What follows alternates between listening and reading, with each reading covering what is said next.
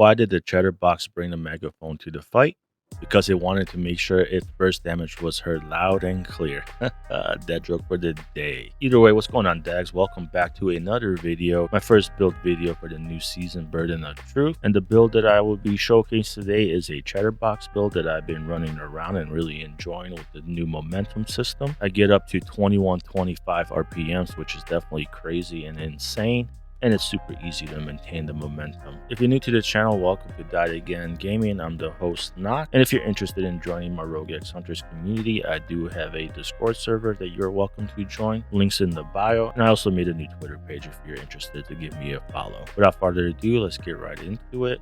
For the specialization, I have the Firewall to give me access to the shield to help boost my weapon damage. And because I'm going to be playing close and personal, the little 5-meter AoE fire that happens when your armor breaks is really nice too. And you will also be boosting your team's damage by 10% because more than likely you're going to be closer to the enemy than your teammate. The star of the show is the Chatterbox, and I do have it at expertise level 28. I'm rocking damage target out of cover. It comes with the talent Sense the Chatter, which gives you a ridiculous rate of fire when you reload your weapon and refills your mag when you get kills. And these are the mods that come specifically for the Chatterbox that you can't change out. For your secondary, it can be whatever you want, the same with your sidearm. You are not going to be using either of them. For the first armor piece, I have the Ninja Bike Messenger backpack. It comes stacked with all 3 cores, and I have the 12% critical hit damage armor mod, and it comes with the talent Resourceful, which helps unlock your gear and brand set bonuses. And for the mask, I have my first piece of Hunters Fury with critical hit damage and a critical hit damage armor mod. And for the gloves, I have my second piece of Hunters Fury, rocking the 12% critical hit damage. And for the knee pads, I have my final piece for the Hunters Furies as well with the 12% critical hit damage. And thanks to the Ninja Bike Messenger backpack counting as my 4th piece of Hunters Furies, I have Apex Predator unlocked. On a side note, the Apex Predator's range is 15 meters. And if we come back to Chatterbox and you look at the talent, its reload range is also 15 meters. So that's a good way to gauge if you have enough enemies in range. And this is a good way to gauge how many enemies are within range when you reload. For my chest piece, I have my first piece of Brazos double crit with a 12% critical hit damage armor mod.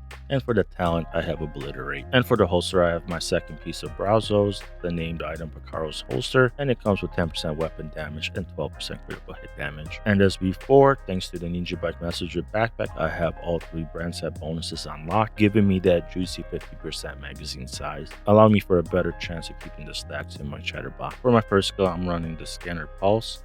These are the mods that I have for it. And the reason why I use the Scanner Pulse is because when you are overcharged, you get a 200% effect duration, and you and your allies' damage is amplified by 15% pulse targets, which is insane. For my second skill, I have the Striker Ballistic Shield. These are the mods that I'm running for it. And when you are overcharged, your shield becomes invulnerable, which is insane. For the modifiers, I am running Vendetta because more than likely you're going to be constantly overcharged, not only the effect of Supremacy. I have Microwave Foils to top off my momentum when I'm running around missions in open world, and also Reverse Scan to give me the blacklisted marks, because when you kill a blacklisted marked enemy, you do get 10% critical hit chance and 10% weapon handling, putting me at the cap. And finally, I have critical momentum to stack up my momentum and keep it topped up in encounters. And here's the stats sitting at 52% critical hit chance and 156 critical hit damage with a nice 315% armor on kill. When I'm playing solo, I keep my attributes at 4 blues, 3 reds, 1 yellow. And when I'm playing in the party, I'll change out the knee pads to a red cord. That way I can keep up with the enemy's HP boost. And then if I do get lucky enough to find a Brazos with Obliterate double crit, I would definitely change this to a red core in a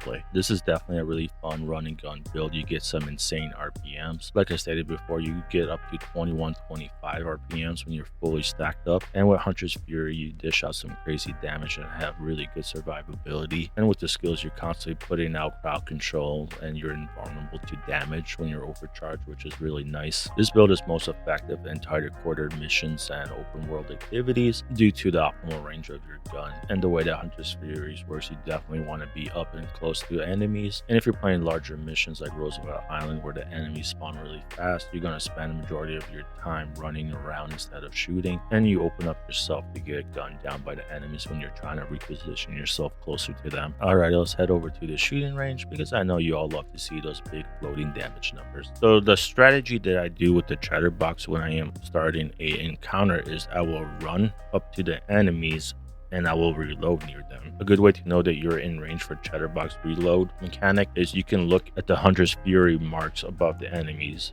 Like right now, there are 2 within 15 meters, which is also the range for the Chatterbox reload. Also, if I don't have any Hunters Fury's marks, what I do is I pull out my shield to get the extra damage to targets that are within the cone, which will help me get the first kill quicker and start stacking up my amplified damage for Hunters Fury. Right now I'm sitting at 1913 RPM with 5 stacks without the momentum. Once I reload and get my stacks, I'll pull up my shield and I'll engage the enemies. I'll pulse as well. Start killing the enemies. I try to go for red bars and purple bars first, and I'll start building up my Hunters Fury marks, boosting my damage. I'll pulse whenever it's available. And I also use the pulse to top up my momentum when I'm running around the open world. All you gotta do is pulse, and if there's enemies within range and they get lit on fire, you get 5% momentum for each enemy that's lit on fire. Now that I have my momentum fully stacked up, the gun's RPM goes up to 2125, which is really insane. It's super easy to keep your stacks up because you do have 90 rounds in the mag. Keep pulsing to top up your momentum when you need to. As you can see, this is pretty crazy and nutty. With Hunter's Fury fully stacked up and your shield out with one enemy in range, you're hitting for almost 600,000. That's pretty nutty. Without the shield, you're hitting for about 526. You get a nice boost just by pulling out your shield for your damage. And when you're at tier 5 momentum, your shield becomes invulnerable, so you can just keep it out and don't have to worry about it. You can see as you get more Hunter's Fury marks, your damage goes up. And when you have your shield out, you do more damage to people within range. When you have your shield out, your obliterate stacked up, all marks of your Hunter's Fury, and you're at momentum tier 5 and you pulse, you do 15% amplified damage. Now I'm hitting for 684,000. That's crazy. Almost 100,000 more damage in their pulse. And with the high rate of fire, you're definitely going to take out enemies super fast. And like I was saying earlier before, when I'm in an open world and running around with the pulse, I'll constantly pulse to keep my momentum up. So take a look at my momentum bar right now. As you saw, my momentum went up because I lit 3 enemies on fire, so I got 15% momentum, putting me back at tier 5. Boom, back again. This is all I do when I'm running around the open world, keeping my momentum constantly maxed out. You want to also keep in mind to shoot blacklisted enemies, because when you do kill a blacklisted enemy, you do get 10% critical hit chance and 10% weapon handling. Alrighty, I hope you all enjoyed this build video with the new Burden of Truth season and the modifiers. The momentum is definitely a welcome change from the last set of modifiers that they had, allowing you to get some insane weapon damage and rate of fire on your builds. I'm also going to make a Chatterbox build that does more damage, a little bit different than this. So let me know what you would change with this current setup, and if you do play this type of build with similar setup, let me know your experience. If you're already subscribed, thank you for subscribing. And if you're not yet subscribed, please take a moment to subscribe. That way you can stay up to date to my future videos. And I want to give a special thanks to everybody who supports my new small channel. I definitely appreciate everybody. You guys are awesome. And that's all for now. And I'll catch you at the next one. And you go in there and reload like a boss.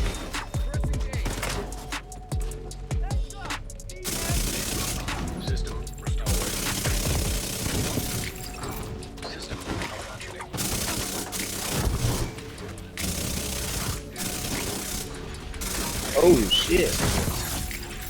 Dude just hit me with a one shotgun shit.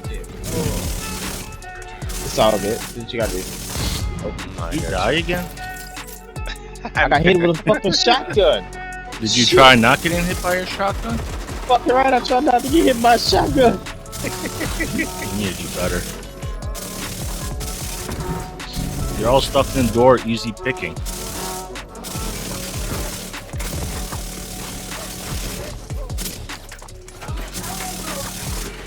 Bruh, how many are gonna come out? They just keep appearing. There.